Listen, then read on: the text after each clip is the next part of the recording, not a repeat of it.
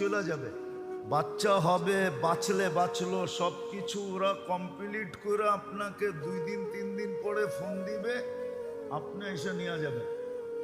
কিন্তু স্বামী তো নাছোড়বান্দা, ভর্তি করছে ঠিক, কিন্তু সর্বক্ষণ দাঁড়ায় আছে। তো সবাই জিজ্ঞেস করছে তুই দাঁড়ায় আছিস কেন?